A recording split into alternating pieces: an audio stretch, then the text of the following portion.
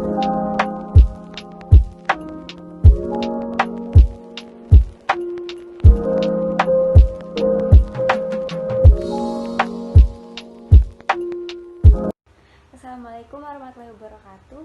Halo, perkenalkan nama saya Prabatayu Dewita Putri dari program studi D3 Hubungan Masyarakat Universitas Negeri Jakarta dengan NIM 1408520078.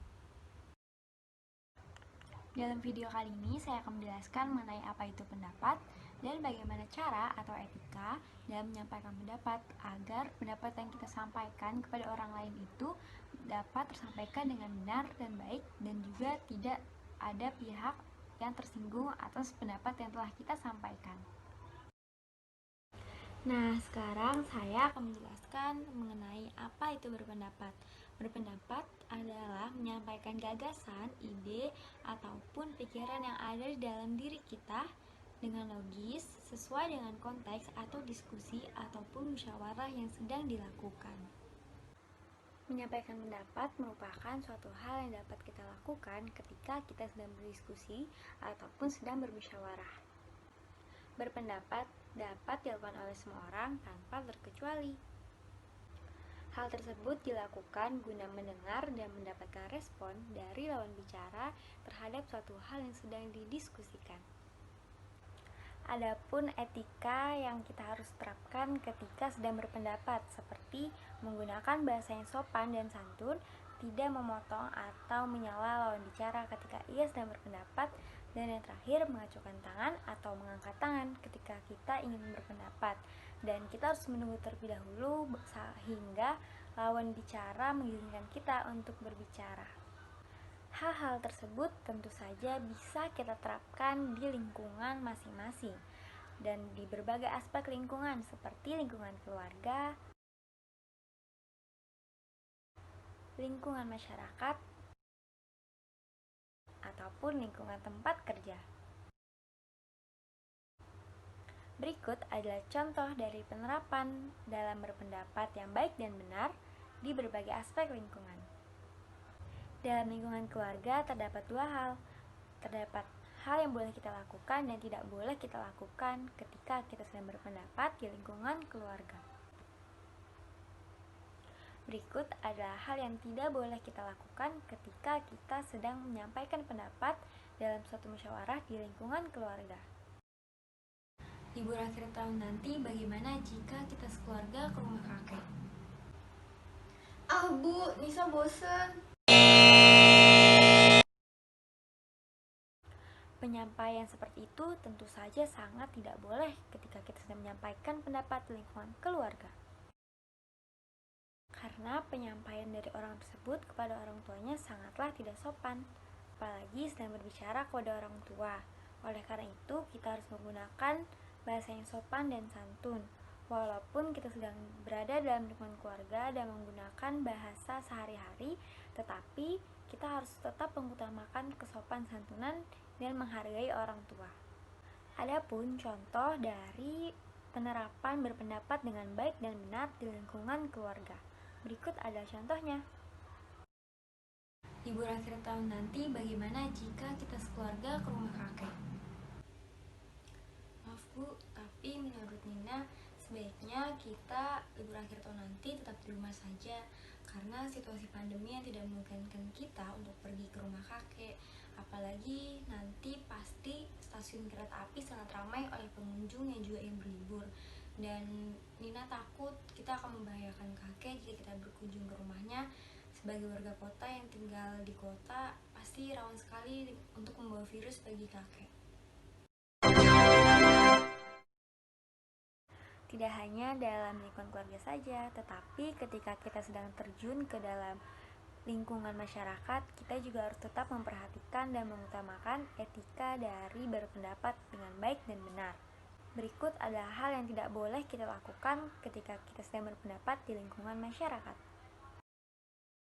Baik, ibu-ibu sekalian, saya akan mengumumkan bahwa kegiatan gotong royong akan dilakukan setiap hari pada sore hari.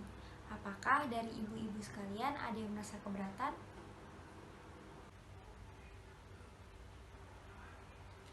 Maaf Bu, Tapi sepertinya saya keberatan dengan peraturan tersebut, dan pastinya semua warga di sini. Udah Bu RT, nggak apa-apa, saya juga nggak keberatan kok. Menyela atau memotong pembicaraan ketika lawan bicara sedang berpendapat merupakan hal yang sangatlah salah. Karena jika kita memotong atau menyela ketika lawan bicara sedang berpendapat, itu berarti kita tidak menghargai pendapat dari lawan bicara, dan juga kita tidak memberikan kesempatan untuk mereka berpendapat. Padahal semua orang memiliki haknya masing-masing untuk berpendapat. Oleh karena itu, kita harus mendengarkan terlebih dahulu apa yang ingin disampaikan oleh lawan bicara dari awal hingga akhir. Jika lawan bicara sudah selesai menyampaikan pendapatnya, baru kita diperbolehkan untuk berpendapat. Dengan begitu, hak semua orang untuk berpendapat dapat terlaksanakan, dan juga sikap menghargai terhadap pendapat orang lain pun akan terlaksana. Adapun hal yang seharusnya kita lakukan ketika kita ingin menyampaikan pendapat dalam lingkungan masyarakat. Baik ibu-ibu sekalian, saya akan mengumumkan bahwa kegiatan gotong royong akan dilakukan setiap hari pada sore hari. Apakah dari ibu-ibu sekalian ada yang merasa keberatan?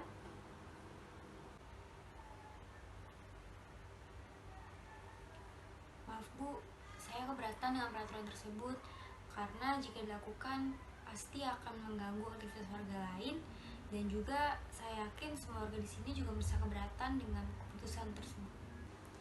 Baik ibu-ibu sekalian, kita sudah mendapatkan satu pendapat dari Bu Dina. Apakah dari ibu-ibu lainnya ada yang ingin berpendapat?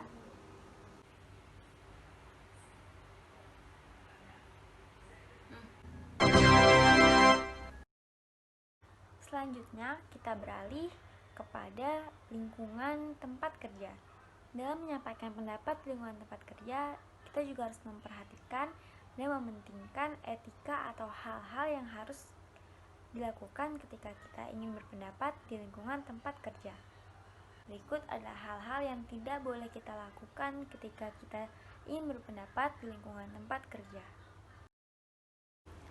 Jika perusahaan kita tidak segera membeli saham dari PT Bintang Jaya, maka kemungkinan besar perusahaan kita akan mengalami kesulitan dalam berinvestasi di masa depan. Saya kira sampai di sini saja evaluasi presentasi hari ini. Apakah ada yang ingin berpendapat? Saya kira kita harus segera memikirkan bagaimana rencana untuk pembelian saham. Dalam lingkup atau lingkungan tempat kerja, ada baiknya ketika kita ingin menyampaikan pendapat, kita harus mengangkat tangan atau mengacungkan tangan guna sebagai tanda bahwa orang lain tahu bahwa kita ingin menyampaikan pendapat. Dan setelah itu kita harus menunggu terlebih dahulu dari moderator atau pembawa materi hingga mereka mengizinkan kita untuk berbicara. Lalu ketika sudah diizinkan oleh orang tersebut, barulah kita dapat berpendapat. Dan jangan lupa untuk memperkenalkan identitas kita, seperti nama dan dari mana kita berasal. Dengan seperti itu, orang lain akan tahu siapa kita. Penjelasan tersebut jika kita implementasikan akan menjadi seperti berikut. Jika perusahaan kita tidak segera membeli saham dari PT Bintang Jaya, maka kemungkinan besar perusahaan kita akan mengalami kesulitan dalam berinvestasi di masa depan. Saya kira sampai di sini saja evaluasi presentasi hari ini. Apakah ada yang ingin berpendapat?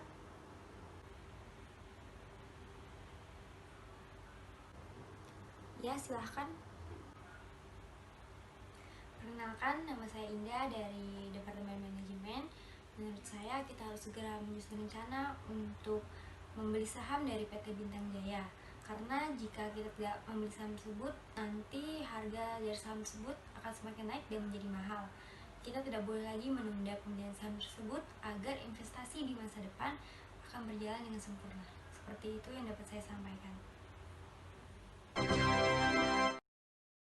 Dengan memenuhi segala etika yang ada dalam menyampaikan pendapat, kita akan dinilai oleh orang lain sebagai seseorang yang memiliki sikap sopan dan santun dalam berpendapat. Selain itu, kita juga akan dinilai oleh orang lain sebagai seseorang yang sangat menghargai orang lain dengan tanda bahwa kita menggunakan bahasa yang sopan, tidak kasar dan halus. Lalu kita mendengarkan terlebih dahulu lawan bicara ketika ia berpendapat, dan kita mengacungkan tangan atau mengangkat tangan sebagai tanda bahwa kita ingin berpendapat dan menunggu izin terlebih dahulu dari lawan bicara hingga ia mengizinkan baru kita akan berbicara. Itu adalah sebagai tanda bahwa kita sangat menghargai ketika orang lain atau lawan bicara sedang berpendapat. Hal-hal tersebut merupakan etika yang harus kita terapkan, laksanakan, dan perhatikan dalam menyampaikan pendapat di seluruh aspek lingkungan. Dengan begitu, sikap kita dalam berpendapat akan menjadi lebih baik dan orang lain akan menilai kita juga dengan sikap yang baik. Tidak hanya itu saja yang dapat kita lakukan jika ingin menyampaikan pendapat dengan baik dan benar. Ada hal-hal lainnya seperti kita harus bersikap tenang ketika menyampaikan pendapat, tidak terburu-buru maupun tergesa-gesa.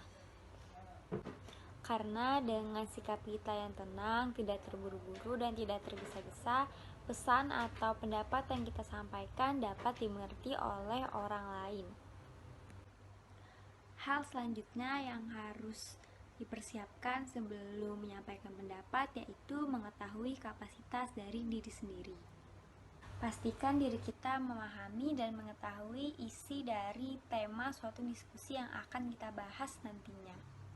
Hal tersebut dilakukan agar ketika kita menyampaikan pendapat, kita tidak bingung terhadap tema yang sedang dibahas. Selain itu, agar kita menghindari terjadinya perdebatan yang tidak diinginkan karena ketidaktahuan kita terhadap suatu konsep atau tema yang sedang dibahas di suatu diskusi tersebut. Selain itu, kita juga harus memperhatikan mengenai fakta. Kita harus berbicara atau berpendapat sesuai dengan fakta yang ada, tidak mengeluarkan atau menyimpulkan bukti-bukti yang tidak sesuai dengan fakta dan mengeluarkan pendapat yang isinya adalah kepalsuan atau kebohongan. Kita harus berpendapat sesuai dengan fakta atau realita yang ada tanpa ada yang dilebih-lebihkan dan tanpa ada yang dikurangkan sedikit pun. Hal tersebut tentu saja dilakukan agar tidak terjadinya atau tidak menimbulkan konflik yang ternyata berasal dari opini yang palsu. Dalam menyampaikan pendapat, pastikan juga kita harus menyesuaikan dengan situasi dan kondisi yang ada. Tetapi, walaupun kita berada di situasi ataupun kondisi yang sekiranya tidak formal, kita tetap harus mengutamakan sikap sopan santun agar tidak ada lawan bicara ataupun orang lain yang tersinggung dari pendapat kita. Sedangkan jika di tempat yang formal, kita harus tetap menggunakan bahasa-bahasa yang baku dan formal dan tetap mengutamakan sikap sopan santun dan menghargai orang lain.